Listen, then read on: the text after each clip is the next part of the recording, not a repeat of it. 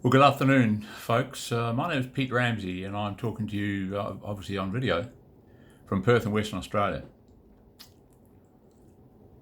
Today, I'm basically wearing two hats. Firstly, as a member of Victor 4 Company, 1st Battalion Royal New Zealand Infantry Regiment, where I served in Vietnam, where Brian Hall, obviously Daniel's father, was my platoon commander. As a result of that service, following Vietnam, Brian and Lita, my wife Bev, and I become great friends. And with friends, love them or leave them, you inherit the children.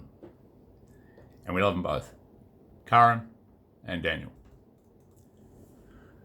So as you're all aware, what happened this week was a serious shock to us.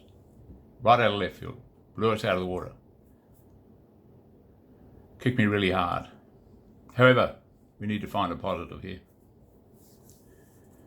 So first of all, folks, and to the family, on behalf of all the members of Victor 4 Company, I speak on their behalf and offer you their sincere condolences in this traumatic time. On behalf of my family, extended family, here in Perth and across the world in Sweden, we offer our sincere condolences. Karen and Lita asked me to say a few words.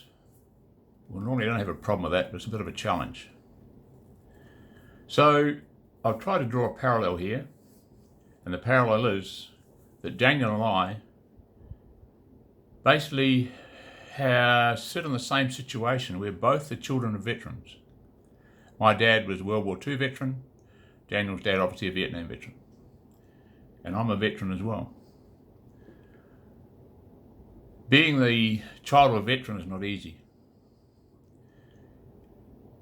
I find that when our children were growing up as a veteran, I struggled with their quick development. So I defaulted back to what I knew well and the system that I worked well with soldiers.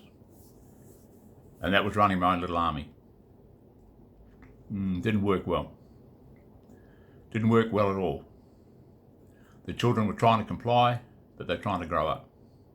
And the military system and civilian street do not mix very well in child development.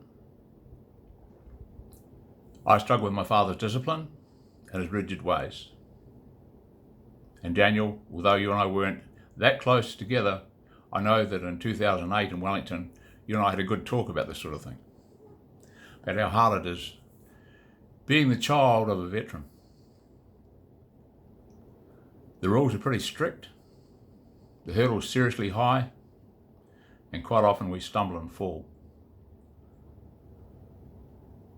As a veteran, both my father, Brian, and myself, we have two families. We have a military family, a family that's been bonded under severe conditions, stressful, where a lot of trust is involved, and our own family, which bonds under different conditions totally. Trying to mix two together, quite often they clash. They clash in many ways. And I've been down that track as well. So Daniel, well, him and I used to chat on Facebook. Love it or hate it, it's the way of the world. You can use it to your advantage or disadvantage these days, whatever floats your boat. And Daniel asked me whether he could use the two letters and the two numbers SR32. For those in the military, SR is short for Sunray. Sunray is the name given to a platoon commander. That was the position that Brian held when he was in Vietnam.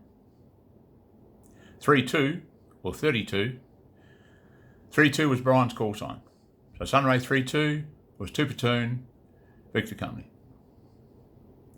Our platoon call sign was 32. My section call sign was 32 Bravo. I was 2 section of 2 platoon. So Daniel adopted that as a sign off to me. It wasn't Daniel, it was SR32, Sunray 32. So he's picked that up and run with it. I think it was pretty cool. In one way, he was taking his father with him. In the only way that he knew. So here I am today, thousands of kilometres away from where I should be. I should be there today, in Brisbane, on the Gold Coast, should I say. But unfortunately, it's just too hard. We can get sprung with a quarantine, and with all due respect to everybody, commercially, I can't afford to be sprung 14 days on one side and 14 days on the other. But Dan, I know you'll expect that, mate. You understand. You guys all cool, Pete? SR32 out. Cool. So, folks, not much more to say. I find this quite difficult, extremely emotional.